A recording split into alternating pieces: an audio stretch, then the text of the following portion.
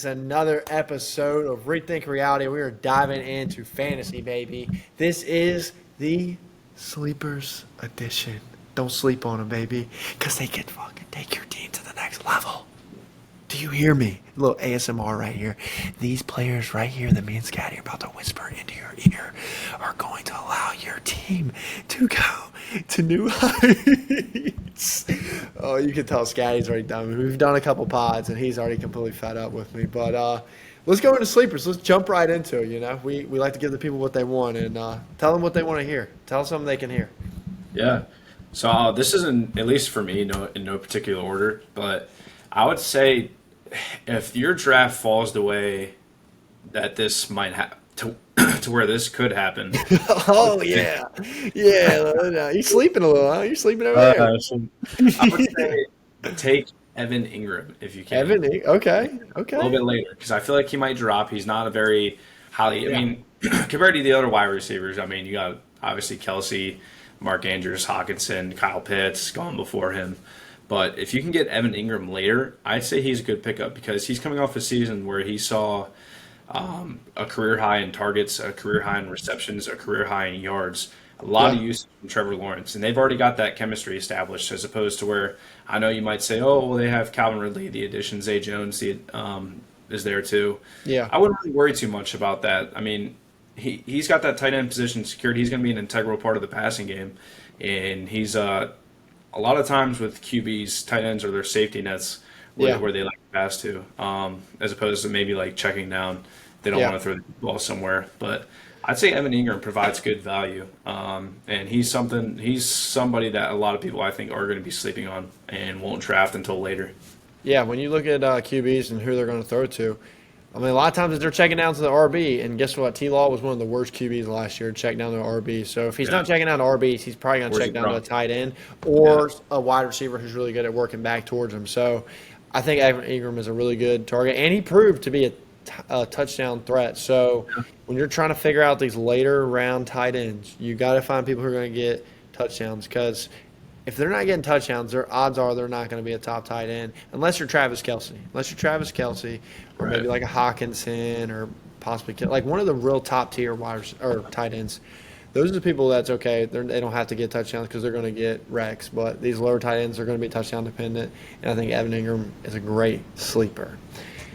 My number one overall sleeper will be discussed later in the draft. It will not be discussed right now. But my third overall sleeper, I'm not going to lie, I think Herbert, my boy Khalil Herbert from Ooh, Tech. Some people say Tech. It is Virginia Tech.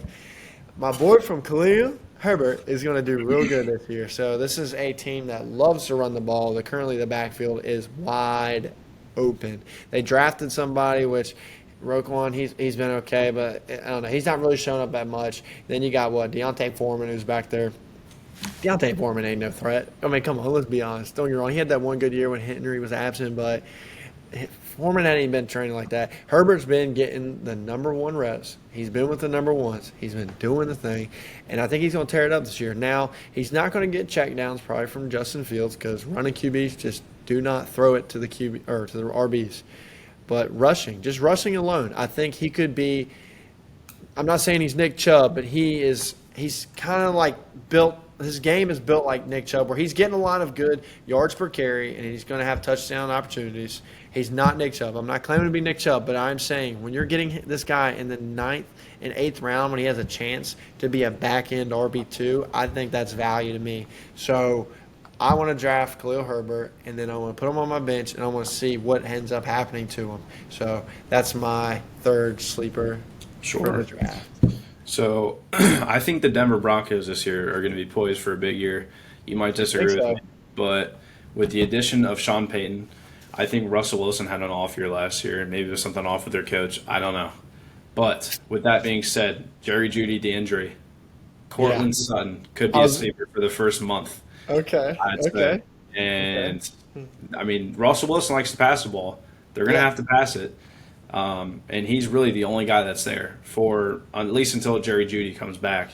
Now, maybe if you draft Cortland Sutton in later rounds, that might be good because you don't want to waste too much draft capital on him Yeah. with just because of him just playing a month.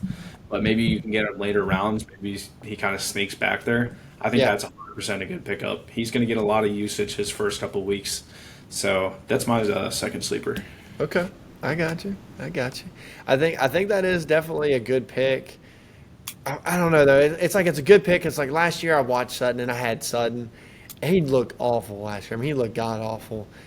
And that team looked god awful too. Everything looked awful. And like you said, I thought you were going to say Jerry Jones. Like, yeah, my boy is tweaking on a hamstring right now. So it is interesting. I think Sutton is set up to get targeted. He's set up to get a lot of Yeah. recs in his first months. And guess what? The people who start their league winning the first 3 games or winning those couple of games end up in the playoffs. That's just how it is. It's just like NFL season. If you win those first couple of games, you're set to go to the playoffs, and you're just on track. So if you can find ways to do that, I think that's really good. And I'm going to give a good sleeper pick. If we're going to talk first couple weeks, I think this is one of the best values you can get as a sleeper. But this is kind of a rental. This is someone that you're getting for the first couple weeks until he gets back. But I think Jamal Williams will be Ooh. very good for the Saints because Kamara's going to be gone. There's really no one else in his backfield. They had a rookie running back. Who's going to get the handoffs in the end zone? I guarantee Jamal is going to get ran up on that. I mean, look what he did last year. He's going to do the same thing. Now this team's going to pass it. They're going to be throwing it a lot, and guess what? They're going to have situations where they're down in the red zone because I believe Derek Carr is not the best QB, but he's good enough to score at least 30 points in a game. Like he can score a lot of points. And you saw with the Raiders when they had a bad defense, they were able to score. I mean, they obviously had Devontae. They don't have Devontae on there, but you saw what happened with Josh Jacobs. You saw what happened to their key players on that team. And I think with the key players on the Saints, in the first couple of weeks, if you want a good sleeper that can help your team out a lot, and then maybe you trade them high, I think Jamal Williams could definitely give you some value. Okay. All right. Well, with my third and final sleeper, I think this could work if maybe you say you get behind on drafting quarterbacks. Like, let's say you draft like a Kelsey and then you go WR, Kelsey, RB, or Kelsey, WR, or Kelsey, RB, WR. Yeah. Maybe in that, I don't want to say fourth round because that's too early. Maybe in the late fifth or sixth round, even possibly the seventh if he falls that far, is DeShaun Watson. I Okay. think he could be poised for a big year. Yeah. Just coming off last year, the way he performed wasn't what the Browns fan base wanted, but it's either put up or shut up this year. He's got to make it happen, and he's got a lot of pressure. I think Stefanski has a lot of pressure on him being the head coach to make things work. I think he's on the hot seat if the Browns don't have a good year. I think he Yeah. could be gone. So he's going to have a lot of incentive. Deshaun Watson's going to have a lot of incentive to prove himself, and I think. I mean, if you look back at his Texan days, if he does anything remotely close to that, I mean, the sky's the limit with that guy. Yeah. So I think maybe if you want to save a quarterback draft pick, because he's got the wheels, he's got the arm, he's got the head to do so. I think if you want to save a QB later, I would draft him a little bit later and maybe stock up on wide receivers and running backs. Yeah, and that's the whole point of this sleeper thing is we're trying to give you sleepers. That way that you can get those high-end running backs, some high-end wide receivers, or whatever high-end you're looking to get for, and you can wait to get these people who are going to have that high ceiling. And to kind of give a little bonus sleeper with what you're saying, if you believe in Deshaun Watson and you don't want to draft Amari and pay that high price, get Elijah Moore. He is a great super late round pick who is very talented. And if you believe in Deshaun and what all he's going to do this year, Elijah Moore will have a good year as well. So I recommend you gobble up him in super late rounds. I mean, I think it's like 9th, 10th, maybe, I don't know. Yeah, He's been going super late. He's going super late. Yeah. So my number one sleeper this year that I am picking up in all drafts is my boy, Jahan Dotson, baby. I think he is set up to have a really good year.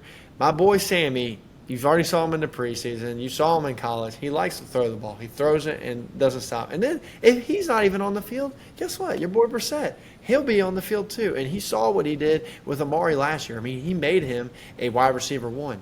So another thing to add to this, Scary Terry's out with turf toe. Turf toe, it's going to linger around. You've seen it in the past and how it affects people. You look at Julio Jones, how it's affected him. I'm trying to think of other people off the top of my head, but that's the one that just comes to mind. But He's going to be out for a couple weeks. And even last year in his rookie year, Jahan Dotson was tracking to beat out Scary Terry as the number 1 wide receiver in Washington. Guess what? When people try to find upside in their drafts, they get it in second-year wide receivers. You look at Olave. You look at Garrett Wilson. Some people talk about Drake London as the second year. But the reason why I think he's going so high is because everyone's thinking, second year, they always blow up in the second year, and that's kind of pushing up his ADP. But other people I like as second years, you got Watson. Watson's another people who's going to take off the second year. And I really think you can get Jahan Dotson at a really good value. I think he's going at ninth round right now, somewhere in there. Right around that 9th round, and you can get possibly a wide receiver 1 on his own team. And I think he has upside around of a mid wide receiver 2, possible higher end wide receiver 2, but I definitely would say mid wide receiver 2 that you can get in the 9th round. It could really help. It'd be a great flex play if you need someone in the flex, and it can really kind of change your score each I guess I was about to say season, but each game, and it can really help you out to win those weeks, having that kind of key flex spot. And I think Jahan Dotson can offer that because Washington's going to be behind in games. They're not going to be ahead. You might have a little beef to talk to Drew about that. Oh, yeah. One of our boys, a huge Commanders guy, and he obviously thinks the world of them. I hate to break it. They're coming in last in the NFC. But I still think they're going to score points. I think they're going to score points. So we'll see. Yeah. Guess what, baby? This has been our Sleepers edition. Hopefully you're not listening to this tonight and you're actually sleeping on the pod while you're watching this. Hopefully you didn't fall asleep while listening. You're sleeping wake the fuck up right now. Yeah, your ears just got your back blown out by Scotty's voice. So, yeah, you're welcome for that. And if you made it to this point, give us a like, give us a thumbs up, give us a comment. Comment a nut if you think that we're nuts on all our sleepers, or what do you think, bro? I mean, just give us something. We love the comments. We love anything. We love hate. We love it all. So yeah, this has been Rethink Reality. We're dialing out, and make sure y'all dial in. We'll see y'all later.